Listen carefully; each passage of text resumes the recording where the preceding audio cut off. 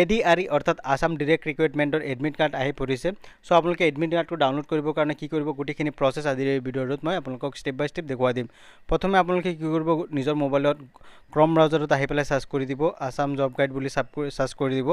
তাৰ পিছত আপোনাৰ আগত এনেকৈ এটা ৱেব পেজ খোল খাব ইয়াত আপোনালোকে প্ৰথমতে দেখা পাইছে আসাম ডিৰেক্ট ৰিক্ৰুইটমেণ্ট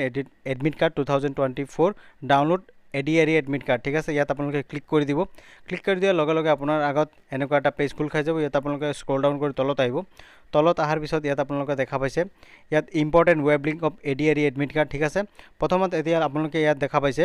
যে থাৰ্ড গ্ৰেডৰ এডমিট কাৰ্ডটো ওলাই পৰিছে কিন্তু ফৰ্থ গ্ৰেডৰ এডমিট কাৰ্ডটো এতিয়ালৈকে অহা নাই সো প্ৰথমে আপোনালোকে কি কৰিব এডমিট কাৰ্ড ডাউনলোড কৰিবৰ কাৰণে লিংক 1 লিংক 2 লিংক 3 তিনটা অপচন দিয়া আছে আপোনালোকে যিকোনো এটাৰ পৰা গৈ আপোনালোকে নিজৰ এডমিট কাৰ্ডটো ডাউনলোড কৰিব পাৰিব সো প্ৰথমে আপোনালোকে কি কৰিব লিংক 1ত আপোনালোকে ক্লিক কৰি দিব তাৰ পিছত আপোনাৰ আগত এনেকুৱা এটা পেজ খোল খাই যাব ঠিক আছে ইয়াত আপোনালোকে কি কৰিব লিংক 1 লিংক 2 লিংক 3 যেটো অপচন আছে ইয়াৰ পৰা আপোনালোকে এটা অপচনত ক্লিক কৰিব ক্লিক কৰাৰ লগে লগে আপোনাৰ আগত এনেকুৱা এটা পেজ খোল খাই যাব ইয়াত আপোনালোকে দেখা পাইছে এপ্লিকেশ্যন নম্বৰ আৰু পাছৱৰ্ড যদি আপোনাৰ এপ্লিকেশ্যন নম্বৰ আৰু পাছৱৰ্ড মনত নাই তেতিয়া আপুনি কি কেনেকৈ আপোনাৰ এডমিট কাৰ্ডটো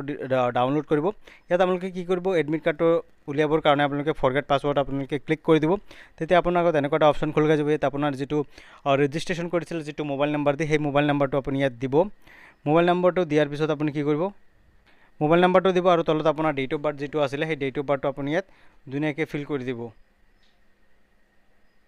ডেট অফ বাৰ্থটো ফিল কৰাৰ পিছত আপুনি সাবমিটত ক্লিক কৰি দিব ক্লিক কৰাৰ লগে লগে আপোনাৰ আগত এনেকুৱা এটা ফ্ল্যাশ মেছেজ আহি যাব ইয়াত আপোনাৰ দেখুৱাইছে যে your password has been sent to your mobile number আপোনাৰ যেটো মোবাইল নম্বৰ আছে মোবাইল নম্বৰত পাছৱৰ্ডটো চেঞ্জ কৰি দিয়া হৈছে সো আপুনি কি কৰিব আপোনাৰ নিজৰ মোবাইলত এনেকৈ আপুনি আহি যাব মেছেজ বক্সত আপুনি আহি যাব মেছেজ বক্সত আহাৰ পিছত আপুনি মেছেজ বক্সটো খুলিব আৰু ইয়াত আপুনি দেখা পাইছে আপোনাৰ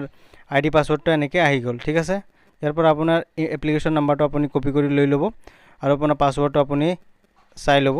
তাৰ পিছত আপুনি কি কৰিব ইয়াত লিংক 1ত আপুনি ক্লিক কৰি দিব তাৰ পিছত ইয়াত আপোনাৰ যেটো এপ্লিকেশ্যন নম্বৰ আহিছে আপোনাৰ সেই এপ্লিকেশ্যন নম্বৰটো দিব আৰু আপোনাৰ যেটো পাছৱৰ্ড আছিল পাছৱৰ্ডটো আপুনি ইয়াত লিখি দিব ঠিক আছে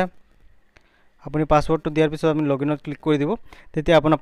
আপোনাৰ এডমিট কাৰ্ডটো এনেকৈ ডাউনলোড হৈ যাব ঠিক আছে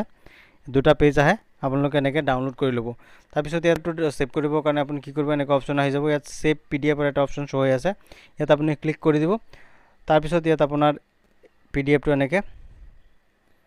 আপোনাৰ এডমিট কাৰ্ডৰ PDFটো এনেকৈ সেভ হৈ যাব ঠিক সো আজিৰ এই ভিডিঅ'টোত এইখিনি আছিল যদি আপোনালোকে ভিডিঅ'টো চাই ভাল পাইছে তেতিয়াহ'লে আমাৰ চেনেলটো সাবস্ক্ৰাইব কৰি দিব আৰু কাষত থকা বেল আইকনটো প্ৰেছ কৰিবলৈ নাপাহৰিব আৰু যদি আপোনালোকে ফেচবুক পেজৰ পৰা চাই আছে তেতিয়াহ'লে আমাৰ এই পেজটো ফলো কৰিবলৈ নাপাহৰিব